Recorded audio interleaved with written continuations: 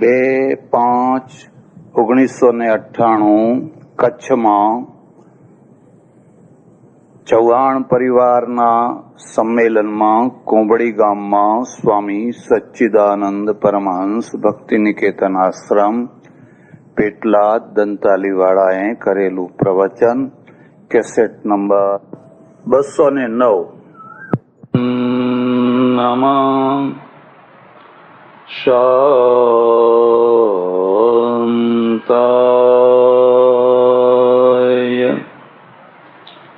તે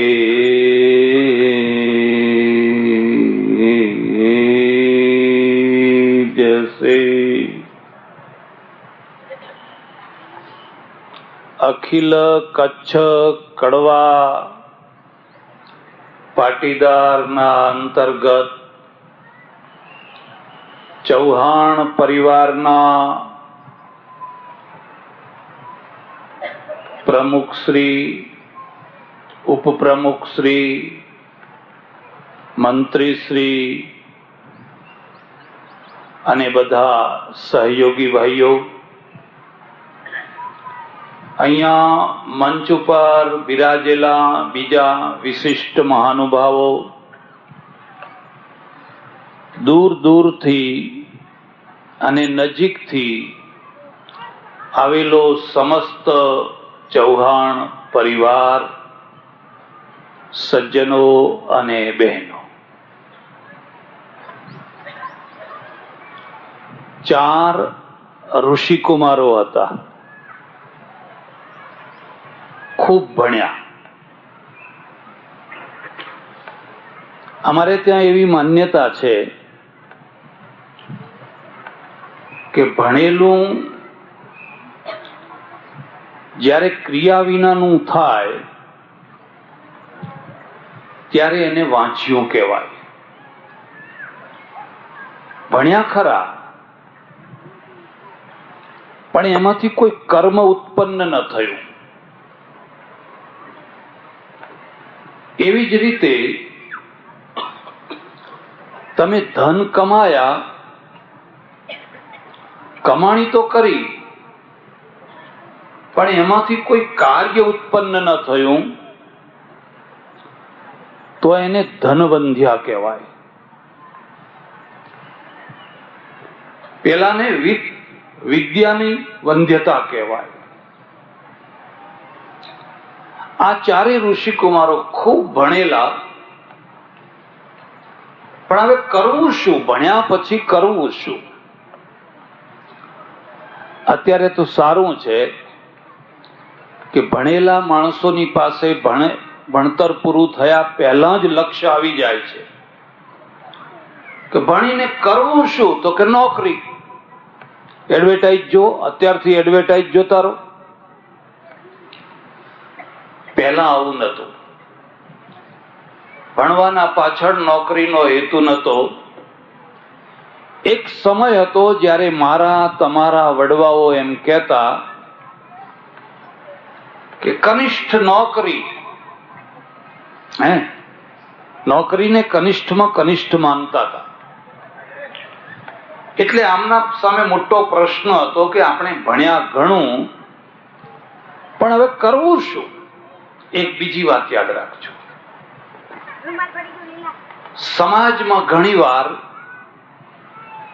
વધુ ભણવું પણ અભિશાપ રૂપ બની જતું હોય છે. તમે થોડું ભણ્યા હોવ તો તમારી જિંદગી બહુ સરળ થઈ જાય. મારા એક ઓળખીતા પ્રોફેસર છે, એમની દીકરી એમડી થઈ, પેલા MBBS થઈ, બહુ પ્રતિભાશાળી. પછી કે MD નથી કરાવવી. મેં કહ્યું નહીં, એને કરવું હોય તો કરવા દો, પણ કે સામે MD મૂર્તિઓ તો મળવો જોઈએ ને. મેં કહ્યું એ મળી રહેશે, તમે તારે MD કરાવો ને. અને પછી MD કર્યું. ફર્સ્ટમાં ફર્સ્ટ.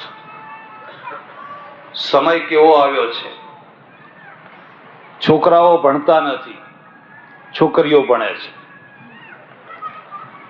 છોકરાઓ ગુટકા ખાય છે, ખાય છે ને? છોકરાઓ ગુટખા ખાય છે અને છોકરીઓ ભણે છે. હવે મોટો પ્રશ્ન છે કે આ દીકરીને પરણાવવી ક્યાં?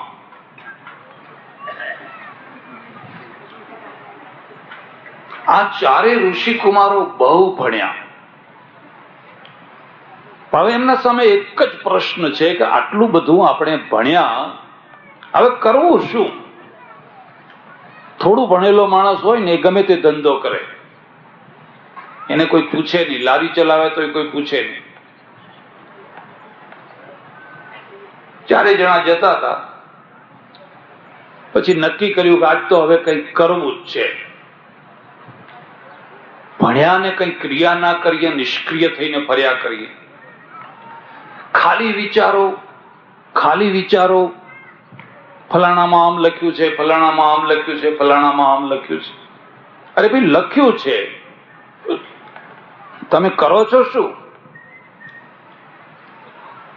એટલે પછી કહ્યું, ભાઈ આપણે આજે કંઈક કરીએ. તો કે આ કરીએ. તો બોલો, શરૂઆત કોણ કરશો? આ ચારેયમાંથી શરૂઆત કોણ કરશે? એક ઋષિકુમાર હતો, એને કહ્યું હું કરીશ. આ એક બીજો મુદ્દો યાદ રાખજો. કોઈ પણ કાર્યની જે શરૂઆત કરે છે ને, એ પહેલો ગેર ચલાવે છે. પહેલો ગેર છે ને બહુ કઠિન હોય. કોઈ ડ્રાઈવરને પૂછી જજો, આ ગાડી છે ને એ પહેલા ગેરમાં જ પેટ્રોલ ખાઈ જાય. પછી બીજા, ત્રીજા, ચોથામાં આવે એટલે તો સડસડાટ ચાલે. થોડુંક પેટ્રોલ આપો તોય ચાલે. કોઈ સંસ્થા છે, કોઈ પરિવાર છે, કોઈ સમાજ છે, પહેલા ગેરમાં બહુ મહેનત કરાવે. પણ પહેલો, બીજો, ત્રીજો ગેર જો તમે પાર પાડી દીધો તો પછી બહુ સરળ થઈ જાય. એક ઋષિકુમારે કહ્યું કે શરૂઆત હું કરીશ. તો કે કર. એને પોતાની જે શક્તિ હતી, વિદ્યા હતી, એ વિદ્યાના જોરે એક કન્યાની ઉત્પત્તિ કરી. એક કન્યાની ઉત્પત્તિ કરી. બહુ રૂપાળી, બહુ સુંદર કન્યા. એ ચારે જણા જોઈને ખુશ થઈ ગયા. હા હા ભાઈ, તારી વિદ્યા કેવી પડે. એટલે બીજો કે છે કે તે કન્યા તો ઉત્પન્ન કરી, પણ એમાં પ્રાણ ક્યાં છે? એમાં ધબકારા ક્યાં છે? જ્યાં સુધી એમાં ધબકારા ના આવે, પ્રાણ ના આવે, એ તો પૂતળી કહેવાય. લાકડાની પૂતળી કહેવાય, પથ્થરની પૂતળી કહેવાય. એવી પૂતળી બનાવી તે. તો કે જો ભાઈ, મેં મારું કામ કરી દીધું, હવે બાકી કામ છે એ તારે કરવાનું. એક બીજો ઋષિકુમાર હતો, એને કહ્યું આ બરાબર છે, હું પ્રાણ નાખું છું. એને પ્રાણ પૂર્યા અંદર, એટલે અંદર ધબકારા થવા લાગ્યા. હાલવા, ચાલવા, બોલવા, બેસવા, ઉઠવા, એ બધી પ્રક્રિયા શરૂ થઈ ગઈ. એટલે ફરી પાછો પેલો એક ઋષિકુમાર કહે છે, આ કન્યા સરસ છે, એમાં પ્રાણ છે, પણ એને વસ્ત્ર નથી. એટલે ત્રીજા ઋષિકુમારે એને વસ્ત્ર પહેરાવ્યા પોતાની શક્તિથી. એટલે ચોથો ઋષિકુમાર કહે છે કે બધી રીતે આ સુંદર કન્યા છે, હું એને દાગીના પહેરાવીશ, શણગાર કરીશ. નખ શીખ બધા જાત જાતના દાગીના પહેરાય. હવે તો કન્યા એટલી સુંદર દેખાય, એટલી રૂપાળી, ગુણિયલ, બોલવા ચાલવામાં. આ ચારે જ્યાં કામ પૂર્યું કર્યું ને, ઝઘડો શરૂ થયો. ઝઘડો એ શરૂ થયો કે હવે આને પરણશે કોણ? એક મુદ્દો યાદ રાખજો, કોઈ પણ સુખની વસ્તુ આવે તો એના બચકામાં થોડુંક દુઃખ લઈને જ આવે. દુઃખ તો એકલું આવે કદાચ, પણ સુખ કદી એકલું આવે. આવતું હોય તો મને બતાવજો. તમે સારામાં સારી ગાડી લઈ આવો ને તો ગાડી વાળાને પૂછી જો ભેગું દુઃખ આવે કે ના આવે. અરે એના કેટલાય દુઃખ ભેગા આવે. કઈ પંચર ના પાડે, કોઈ છોકરું લીટું ના કરી જાય, કોઈ આમ ના થઈ જાય, કોઈ તેમ ના થઈ જાય, કોઈ ફલાણું ના થઈ જાય. અને આ પડોશી તો એવો મુઓ છે કે જયારે જુઓ ત્યારે માગ માગ જ કરે છે. આપણે નથી બેસતા એટલે એ માગ માગ કરે, તમારી ગાડી આપજો, તમારી ગાડી આપજો.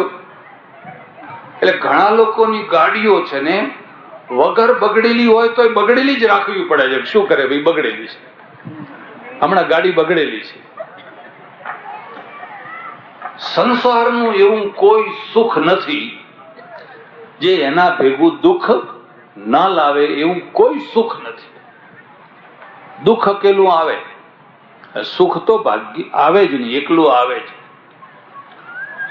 એમાં પણ સ્ત્રી આવે અને ઝઘડો ના આવે, ઓહો તો તમે ન્યાલ થઈ.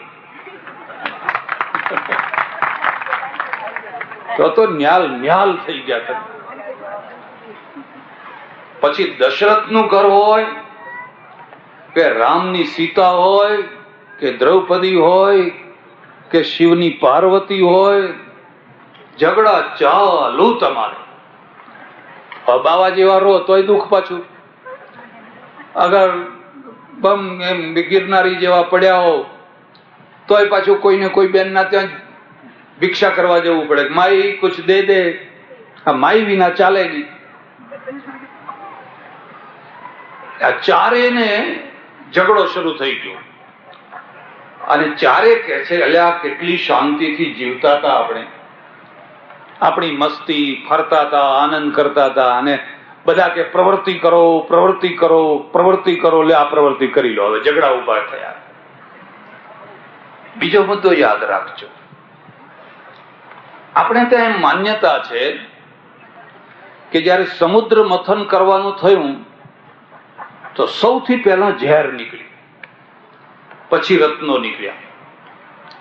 અને ઝેરને જોઈને બધા ભાગ્યા, દેવો ને અસુરો બધા ભાગ્યા. સમુદ્ર મથન કઈ એવો અર્થ ના કરતા. પણ જયારે તમે કોઈ મહાપ્રવૃત્તિ કરવા માંગો છો, પ્રવૃત્તિ નહીં મહાપ્રવૃત્તિ, ત્યારે મહાપ્રવૃત્તિમાં પહેલું ઝેર નીકળશે. તમારો ચૌહાણ પરિવાર હોય કે બીજો પરિવાર હોય, તમારે કોઈ હાઈસ્કૂલ કરવી હોય, કોઈ ધર્મશાળા કરવી હોય, કોઈ દવાખાનું કરવું હોય, સમૂહ લગ્ન કરવા હોય, કોઈ પણ કામ કરવું હોય, આ સમુદ્ર મથન છે. એમાં સૌથી પહેલા તમે જોજો તો ઝેર નીકળવાનું. ઝેરનો અર્થ તમે સમજ્યા?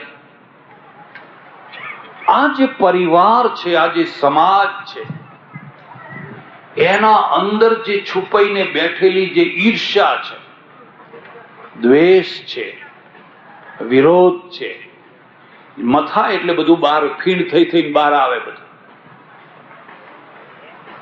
અને બહાર આવે ને એટલે એમ જ થાય કે આના કરતા ના કર્યું હોત તો સારું હતું. લાઈટ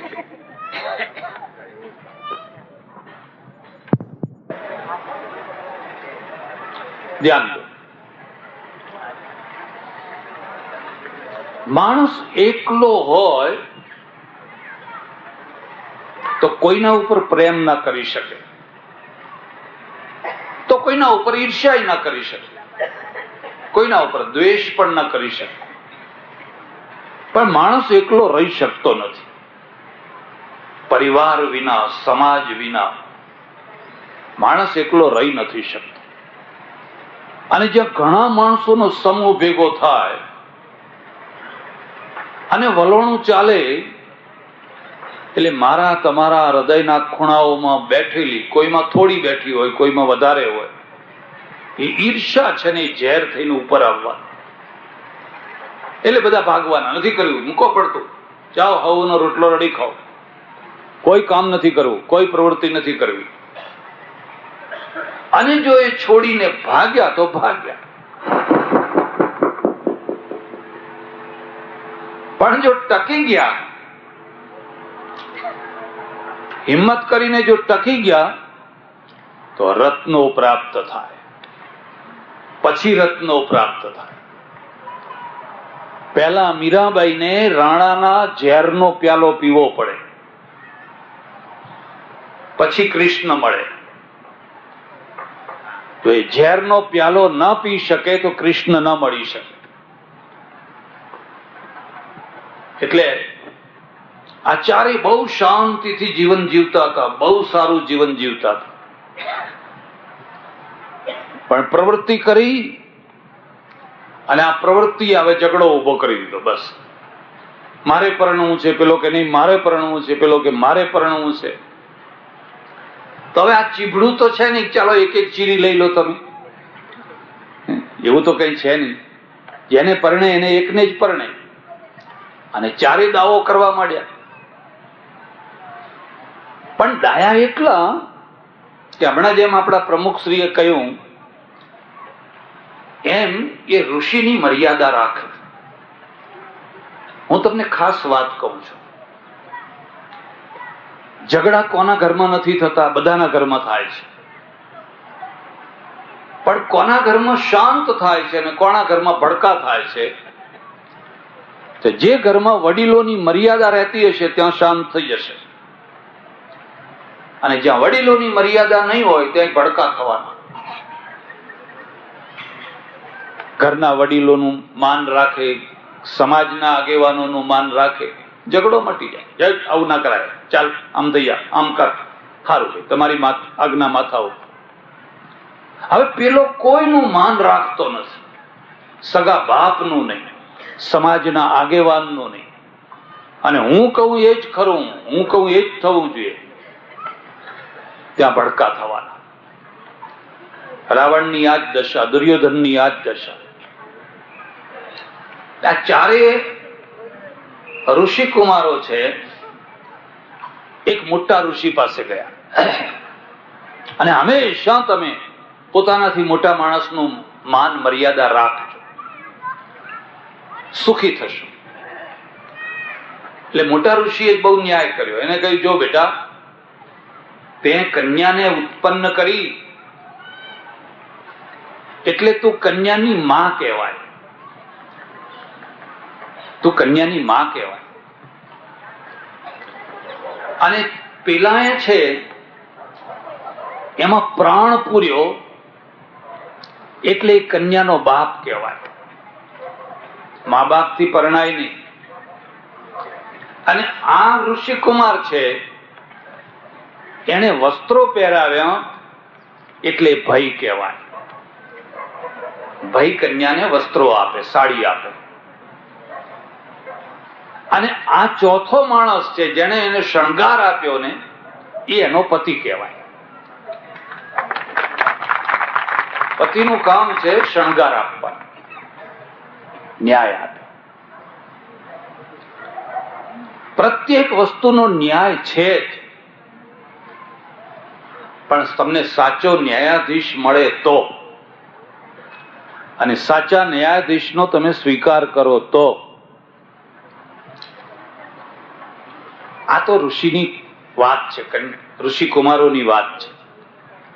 પણ મારે જે કહેવું છે એ છે કે આ પરિવારના પણ 4 તબક્કા છે, 4 કક્ષાઓ છે. કોઈ પણ પરિવાર હોય એની જે પહેલી અવસ્થા છે એ કાષ્ઠની પૂતળી જેવું છે. એનું નામ છે ચૌહાણ પરિવાર, ફલાણો પરિવાર, ફલાણો પરિવાર, ફલાણો પરિવાર. પણ લાકડાની પૂતળી હોય કે પથ્થરની પૂતળી હોય કે પૂતળું હોય, અને જ્યાં મૂકો ત્યાં મૂકી રહો એવી દશામાં હોય,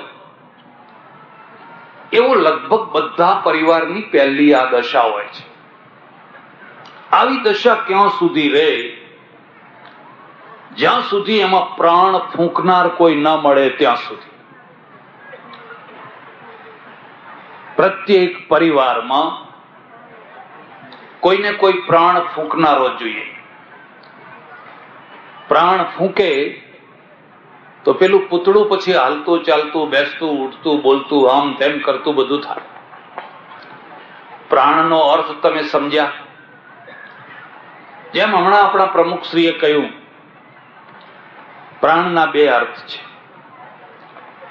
એક તો તમે આખા પરિવારને સંયુક્ત કરો, એક કરો, અને બે, એમાંથી પરિવારના કલ્યાણની પ્રવૃત્તિ કરો. આ જે પ્રવૃત્તિ છે એ જ પ્રાણ છે.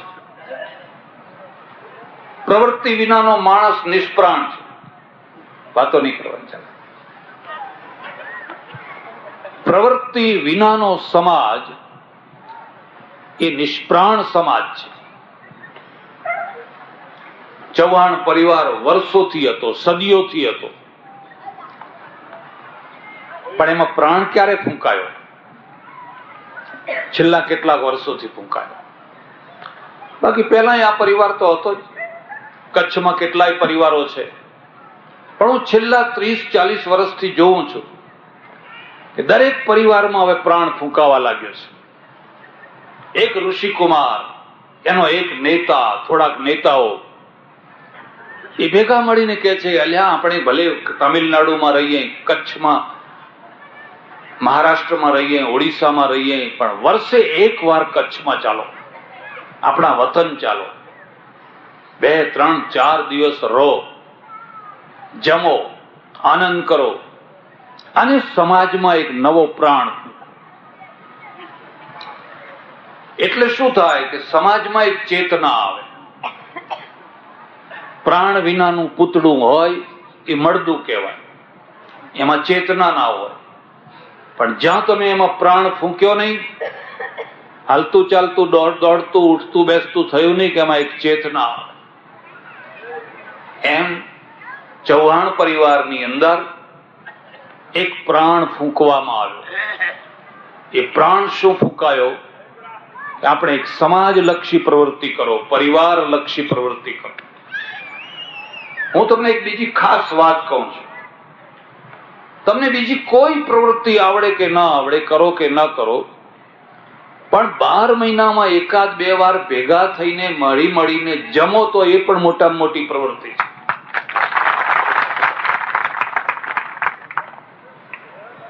કારણ શું છે કે જમવાથી એકતા થશે. તમે નજીકમાં આવશો, જમાડવાનો આનંદ લો, જમવાનો આનંદ લો. એમાંથી બધા ઘણા પ્રાણ આવી જશે, એમાંથી ઘણી ચેતના આવી જશે. ઘણા લોકો એમ માને કે લો ખાઈ પી તાલીઓ વગાડીને બધા છૂટા પડી ગયા. ખોટી વાત છે. કોઈ દિવસ આ નકામું નથી જતું હતું. એટલે સમાજને પ્રવૃત્તિલક્ષી બનાવવો, પરિવારને, એ એની ચેતના છે, એના પ્રાણ છે. પણ એને વસ્ત્ર પહેરાવવાની જરૂર છે. તમે વસ્ત્રનો અર્થ સમજ્યા? વસ્ત્ર એટલે આબરૂ, વસ્ત્ર એટલે ઇજ્જત. આબરૂ વિનાના માણસ માટે આપણે કયો શબ્દ વાપરીએ છીએ? ફલાણો માણસ કેવો, કે વસ્ત્ર વિનાનો હોય ને એવો શબ્દ વાપરે. એના પરિવારને એક વસ્ત્ર પહેરાવવાનો છે, અને વસ્ત્ર શું છે? એ ક્રેડિટ છે, એ આબરૂ છે, એ ઇજ્જત છે. તમે એક સમાજમાં ઘણા પરિવારો રહો છો, અને ઘણા પરિવારોની બધાની એક સરખી ક્રેડિટ નથી. કેટલાક પરિવારો બહુ ઊંચી ક્રેડિટ વાળા છે, અને કેટલાક પરિવારો એકદમ નીચી ક્રેડિટ વાળા છે. કચ્છમાં એવું છે કે નહીં મને ખબર નહીં, અમારે ચરોતરમાં તો છે જ. એમાંથી ગોળ બન્યા છે, એમાંથી ઘરો બન્યા છે. એ કન્યા ના લે, કન્યા આપે તો નહીં જ, પણ લે. એમ માને કે અમે, અમારી ક્રેડિટ વિશેષ છે. પાટીદારોના એક ગામમાં મારે જવાનું થયેલું. 1000 પાટીદારો વસે, લેવા પાટીદારો. એક ભાઈના ત્યાં બેઠેલા, એ મને કે જો આ બધા આ ઘર બધા દેખાય ને એ અમારા બધા હરિજનો. એમ ઓ મેં કહું ગામ વચ્ચે હરિજનો, સારું કહેવાય. આ તો મોટા ભાગે તો ગામ બહાર લોકોને પહેલેથી વસાવતા આવ્યા છે, અને આ તો બધા સારા ઘર દેખાય છે. નાના કે છે પાટીદારો, પણ અમે એને હરિજનો કહીએ. જરા જુઓ, એવું કેમ? કે એમની 4 આની કિંમત, એમ અમે 16 આની, અમે 16 આની. આ પેલા ઘર દેખાય એ 12 આની, પેલા 10 આની, પેલા 8 આની, અને એ તો 4 આની. જો કે આ બરાબર નથી, આ વસ્તુ બરાબર નથી. બરાબર ન હોવા છતાં પણ એટલું તો નક્કી છે કે જે ક્રેડિટ પેલા પરિવારને મળી છે એ ક્રેડિટ આ પરિવારને નથી મળી. જે ક્રેડિટ અર્જુનને મળી છે એ કર્ણને નથી મળી. બાકી લાયકાતમાં તો બે સરખા છે. જે ક્રેડિટ અર્જુનને મળી છે એ એકલવ્યને નથી મળી. યોગ્યતામાં કશો ફરક નથી. પરિવારોમાં પણ આ સ્થિતિ હોય છે, અને આવી સ્થિતિ ક્યાંથી આવતી હોય છે? આવી સ્થિતિનું નિર્માણ કેવી રીતે થતું હોય છે? એમને એમ થતું નથી હોતું. જે પરિવારોએ ઘણા સારા કામો કર્યા હોય, ઘણું ભણ્યો હોય, ઘણો પૈસો કમાયો હોય, ઘણા જમણવાર કર્યા હોય, એ ઊંચી ક્રેડિટે આવે. જે પરિવારે આવું ના કર્યું હોય એને જમ તો કર્યું, બસ જ્યાં હોય ત્યાં જમવા, પણ જમાડો ને. પરિવારમાં ઘરોની પણ આ દશા. જે ઘરોએ હંમેશા લાણીઓ કરી, વારંવાર નાત જમાડી, સમાજ જમાડ્યો, આ કર્યું, મંદિર થતું હોય, ધર્મશાળા થતી હોય, ફલાણું થતું હોય, એનો પૈસો આગળ રહેતો હોય, એને જે ક્રેડિટ મળશે એ કદી નહીં આપનારો જે છે એને કદી ક્રેડિટ મળવાની નથી. ક્રેડિટ છે એ તો સોનું છે, અને સોનું છે બધાને એક સરખું નથી મળતું હતું. પાટીદારો છે ઠેઠ પંજાબમાંથી રાજકીય ત્રાસથી નીકળ્યા, લેવા અને કડવા, અને પંજાબથી ખસતા ખસતા ખસતા ખસતા ખસતા અમદાવાદ પાસેની વાવ છે ત્યાં વાવે આવ્યા, અને વાવમાંથી પછી ચારે તરફ વિખરાઈ ગયા. કડ પરગણામાંથી આવ્યા એ કડવાલ કહેવાયા, અને લવ પરગણામાંથી આવ્યા એ લેવવાલ કયા. આગળ જતા અપભ્રંશ શબ્દ કડવા લેવવા થઈ ગયો. બધા એક સરખા, એક સરખા. પણ પછી એમની ક્રેડિટો ઊંચી નીચી થઈ ગઈ, અને ઊંચી નીચી થવાનું આ કારણ છે. અત્યારે પણ તમે આટલા માણસો બેઠા છો, એમાં કેટલાક લોકોને આગળ ગાદલા ઉપર બેસાડશે, આવો આવો, પણ બેઠા હોય તો ઉઠાડી નહીં લાવશે, એની ક્રેડિટ વધારે છે. અને કોઈ વગર કહે જાણી કરીને આગળ આવીને બેસી ગયો હશે તો એ લોકો કહે છે આને પાછળ લઈ જાવ, ઓટ પાછળ જા, પાછળ જા. આ બેયમાં આટલો ફરક કેમ છે? એક એ સમાજ માટે, પરિવાર માટે એક ઘસાયો છે, પરિવારના કામો કર્યા છે, અને એટલે એની ક્રેડિટ છે.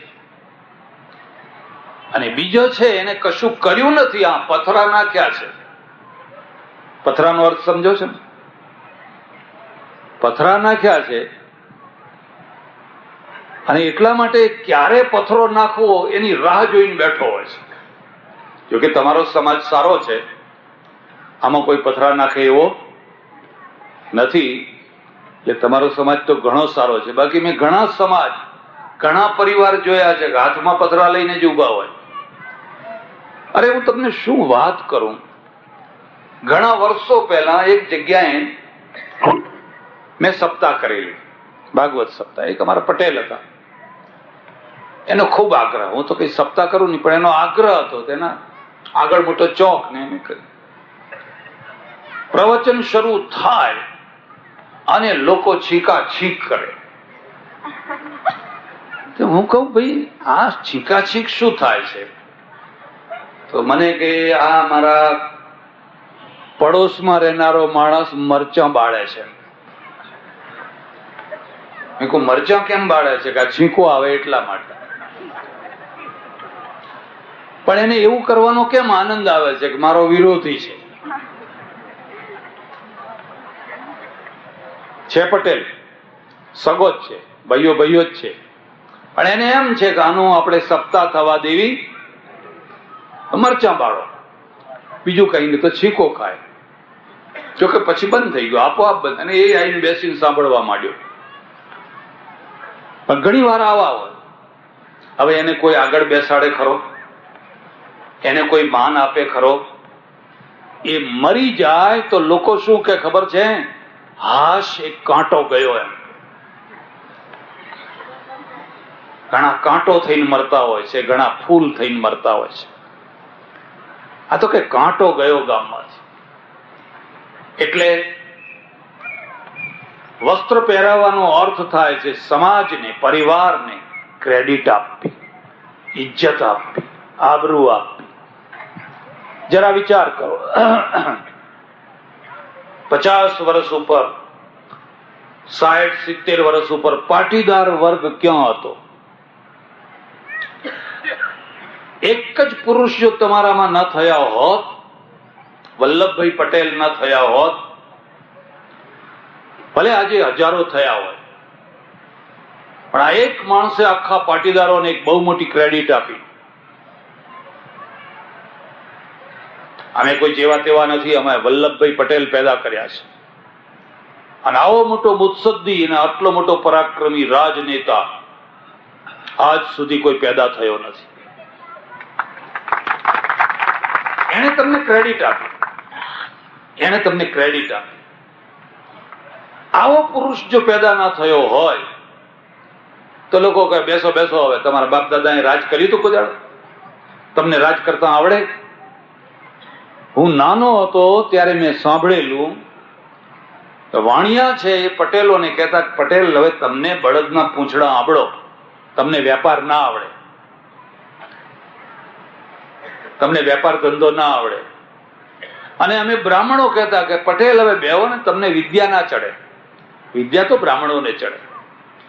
અને આ પટેલોએ બે વાત માની લીધેલી કે હા, આપણને વિદ્યા ના ચડે અને આપણને વેપાર કરતા ના આવડે. બે વાત માની લીધી. હવે આજે તમે જોઈ શકો છો કે આ બે વાતમાં એ આગળ નીકળી ગયા. કેવી રીતે નીકળી ગયા?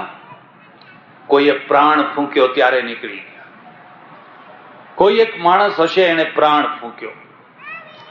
એક માણસ હું એવો જાણું છું, તમે જાણતા હો કે ના જાણતા હો, પણ અમારે ઉત્તર ગુજરાતમાં કડી ગામ છે, કડી. અને કડી ગામમાં એક છગન પટેલ કરીને માણસ રહે. એને પાછલી જિંદગીમાં સંન્યાસ લેવાની ઈચ્છા થઈ. બસ સંસારમાં કશો સાર નથી, સંન્યાસ લઉં, આત્માનું કલ્યાણ કરું. એવી ધૂનમાં ને ધૂનમાં એ હરિદ્વાર ઋષિકેશ પહોંચ્યા. એક બીજી વાત પણ યાદ રાખજો, તમારી સાથે જો ભગવાન હશે, અને તમારી સાથે ભગવાન ક્યારે હશે? જ્યારે તમારી ભાવના શુદ્ધ હશે, ત્યારે દાનત ચોખ્ખી હશે. ત્યારે તમારી દાનત ચોખ્ખી હોય ને તમારી ભાવના શુદ્ધ હોય તો હંમેશા તમારી સાથે ભગવાન રહેશે. હું જયારે હરિદ્વારમાં રહેતો તો અમે 8-10 બ્રહ્મચારીઓ, 20-21-22 વર્ષની ઉંમરના, અમે દીક્ષા નહીં લીધેલી, સંન્યાસની દીક્ષા નહીં લીધેલી. અમે ઘણી વાર ભણતા ભણતા ભેગા થઈએ, વિચાર કરીએ, એટલે બધા કે બોલ તારે ક્યાં દીક્ષા લેવી છે, તારે ક્યાં દીક્ષા લેવી છે, તારે ક્યાં દીક્ષા લેવી છે. એટલે અમારે બધા બ્રહ્મચારીઓ શું કહે કે જે બહુ પૈસાદાર હોય મહંત એના ત્યાં દીક્ષા લેવી છે.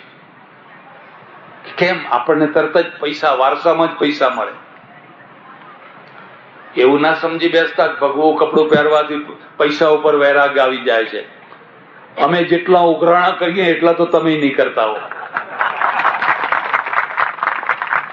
કોક હરિનો લાલ હોય, કોઈકના ઉપર ભગવાનની દયા હોય અને એમાંથી મુક્ત રહે તો રહે. એક બ્રહ્મચારી હતા, મહારાષ્ટ્રીયન શરીર હતું. મને કે જુઓ, મારે તો એવા મંડલેશ્વરની પાસે દીક્ષા લેવી છે કે જેની પાસે અઢળક પૈસો હોય અને કોઈ ચેલો ના હોય. અચ્છા, ચેલો હોય તો એને આપે તો હું રહી જાઉં ને પાછો. અને ખરેખર આ રીતે બધાએ દીક્ષા લીધી. ત્યારે મેં કહેલું, ને હું પહેલેથી જ માનતો હતો, મારે એવા ગુરુ પાસે દીક્ષા લેવી છે જેની પાસે ફૂટતી કોડી ના હોય, કઈ વારસો જ ના હોય, પૈસો જ ના હોય. ગુરુજી પાસેથી પૈસો ના લેવાય, અપાય, લેવાય નહીં. દાનત ચોખ્ખી. પેલાની દાનત કેવી છે? પહેલેથી જ છે. અને એ રોજ પછી દીક્ષા લીધા પછી કહે છે કે હવે ગુરુજી દેવ થાય તો સારું. અને દુનિયાનો એવો નિયમ છે કે જેના માટે તમે દેવ થવાની ઉતાવળ કરતા હોય ને એ શાંતિથી 5, 10, 15 વર્ષ કાઢી નાખે. તમે રોજ પ્રાર્થના કરો કે હવે દેવ થાય તો, એટલે ના થાય દેવ. મેં કહ્યું હું એવા માણસ પાસે દીક્ષા લઈશ જેની પાસે પૈસો ના હોય, ફૂટી કોડી ના હોય. અને એ રીતે અમે દીક્ષા લીધી.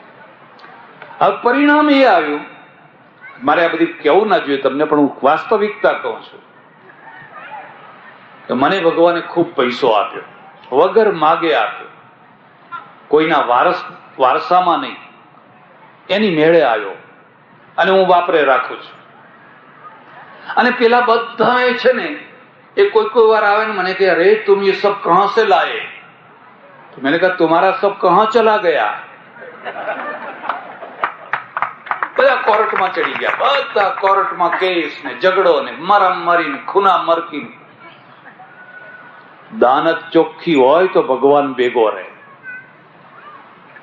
જો ભાવના જ સારી ના હોય, હવે જેની પાસેથી દીક્ષા લીધી હોય એના માટે રોજ પ્રાર્થના કરે કે હવે દેવ થાવ તો સારું.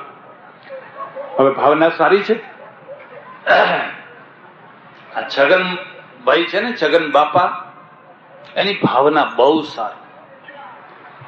એને એક જ વૃત્તિ છે, માનવ દેહ દુર્લભ છે અને મારે એનો ધન્ય ઉપયોગ કરવો છે. અને ખરેખર એને સારા ગુરુ મળ્યા. ઋષિકેશમાં સારા ગુરુ મળ્યા. એને કહ્યું, છગન બેટા, તું પાટીદારનો દીકરો, તારો હાથ હંમેશા આમ રહેવો જોઈએ, આમ ન થવો જોઈએ. બાવો થઈને આહ્લેક જગાવવી છે, હાથમાં ખપ્પર લઈને ઘરે ઘરે ફરી આહ્લેક આહ્લેક ભસ્મ લગાયા કરો, બધાને ટોકરા ખખડાયા કરો, ગણ ગણ ગણ ગણ ગણ ગણ. જા ઘેર પાછો જા, અને પાછો જા, અને જા ને તારા સમાજ માટે કામ કર. આ મુદ્દો યાદ રાખજો. કેટલાકનો સંન્યાસ રાષ્ટ્રલક્ષી હોય, કેટલાકનો સંન્યાસ સમાજલક્ષી હોય, કેટલાકનો સંન્યાસ અર્થલક્ષી હોય. સંન્યાસના જુદા જુદા ભેદ છે. રામદાસ સ્વામી છે, એમનો સંન્યાસ રાષ્ટ્રલક્ષી છે.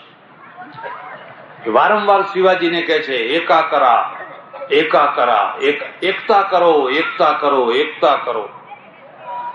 એને આખા રામદાસે શિવાજીને મર્દ માણસ બનાવીને લડતો કરી દીધો. રાષ્ટ્રલક્ષી છે. તો કેટલાકનો સંન્યાસ છે એ સમાજલક્ષી. તમારા સમાજ માટે કામ કરો. જો સેંકડો વર્ષોનો ઇતિહાસ જો તમારા સમાજને ક્યાં લોકોએ નાખી દીધો છે, એને ઉંચકો અને એની યોગ્ય જગ્યાએ લઈ આવો. આ છગન બાપાને એવા ગુરુ મળ્યા કે એમને સમજાવીને પાછા કાઢ્યા, કડી પાછા આવ્યા. એક મુદ્દો. બીજી વાત યાદ રાખજો. હા, લોકોએ કઈ મશ્કરી કરી, આ સંન્યાસ લેવા ગયા હતા, ભાઈ પાછા આયા. ઘર સાંભળ્યું એમ. માયા છોડવી કઈ રમત વાત છે?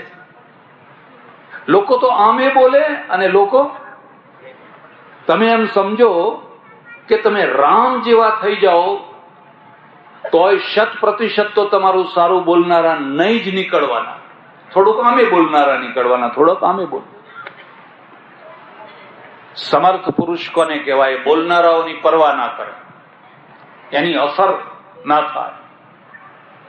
અને આ છગને 2 ભેંતડા ઉભા કરીને એના ઉપર પૂરા નાખ્યા, 4 વડીઓ નાખીને એના ઉપર પૂરા નાખ્યા. અને એ ઝોંપડા જેવા મકાનમાં સ્કૂલ શરૂ કરી, પાટીદારોના છોકરાઓને ભણાવવા માટે. આ પહેલો ગેર છે. સ્કૂલ શરૂ કરી, કોઈ ભણવા છોકરું તૈયાર નહીં, લોકો મશ્કરી કરે. એ જમાનામાં આ માણસ સાંજે ગામે ગામ જાય.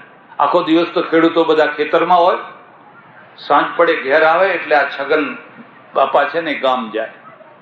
અને લોકોને ખબર પડે કે છગન આવ્યો છે એટલે બારણા બંધ કરી દે. ઓકે, 4 આના લેવા આવ્યો છે. 4 આના, ઉઘરાણું 4 આના. કોના માટે? પોતાના જ સમાજ માટે. અપમાન કરે, તિરસ્કાર કરે, નથી ભણાવવા, અમારે નથી ભણાવવા. પણ એ માણસે નક્કી કર્યું એક જ મગજમાં, છગન તારા સમાજનું ઉત્થાન કર. કેટલાક લોકોને તમે જોજો, ક્રેન જેવા હોય, ક્રેન જેવા ઊંચકીને આમ ડબ્બો મૂકી દે, પ્રાણ ફૂંકનારા. અને એમાંથી હું તમને ભલામણ કરું છું, તમે કડી જજો. અને આ છગન બાપાએ જે કામ કર્યું, એ પોતે અભણ માણસ, એમાંથી આજે વિશાળ વિદ્યા સંકુલ, અને વિદ્યા સંકુલમાંથી હજારો વિદ્યાર્થીઓ, એમાંથી કેટલા પ્રોફેસરો, કેટલા ડોક્ટરો, કેટલા વકીલો, કેટલા ઉદ્યોગપતિઓ આજે ટોપ ગિયરમાં સમાજ પહોંચી ગયો. એક બીજી વાત હું તમને કહું છું, તમારા સમાજનું મકાન હોય એમાં આવા જે વિશિષ્ટ પુરુષો હોય એમના ચિત્રો રાખજો. ભલે ઉત્તર ગુજરાતના હોય, કાઠિયાવાડના હોય, કચ્છના હોય, દક્ષિણ ગુજરાતના હોય, પણ જેણે કોઈએ પણ સમાજને ઊંચે લાવવા માટે જહેમત કરી હોય એની પ્રેરણા મળશે તમને કે આ માણસે કેટલું કામ કર્યું. અને હવે શું થયું?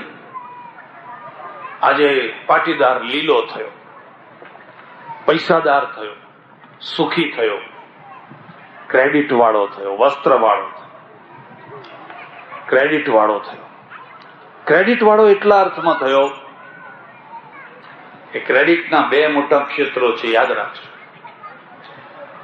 પહેલું જે ક્ષેત્ર છે એ અર્થ ક્ષેત્ર છે. જેની પાસે પૈસો ના હોય, 2 પૈસાની આવક ના હોય, એ માણસ ગામમાં કઈ ખરીદવા જાય, ઉધાર લેવા જાય, કોઈ આપે નહીં. તું પાછું ક્યાંથી આપીશ? તારી પાસે આવક શું છે? પણ જેની પાસે આવક હોય, જેની પાસે પૈસો હોય ને ચિઠ્ઠી લખે કે આવનાર માણસોને આ છોકરાને જરા ક્યારના ગડબડ કરે છે, કોનો છે, પાછળ મોકલી.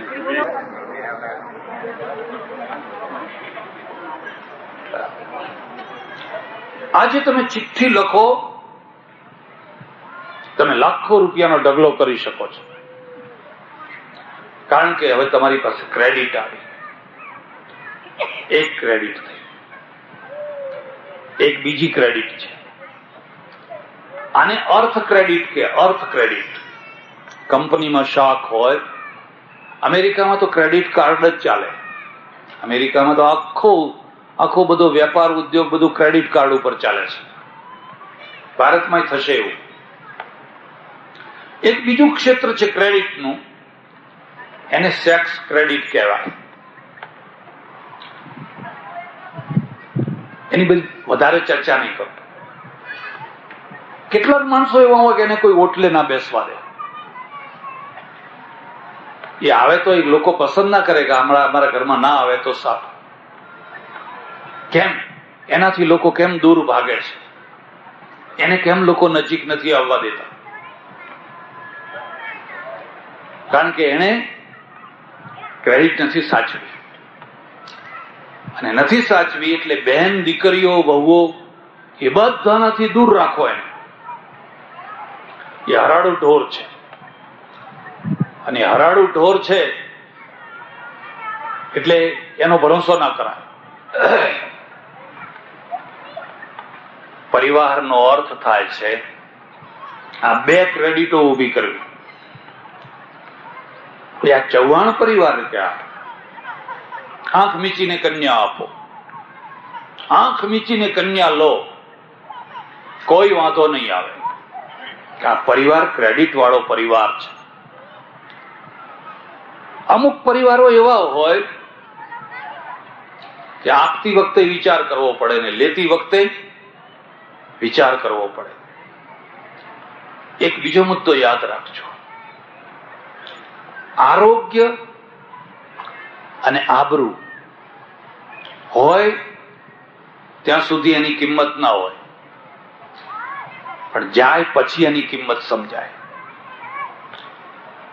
તમારું સુંદર શરીર હોય, સશક્ત શરીર હોય, તમને એની કદર ના હોય.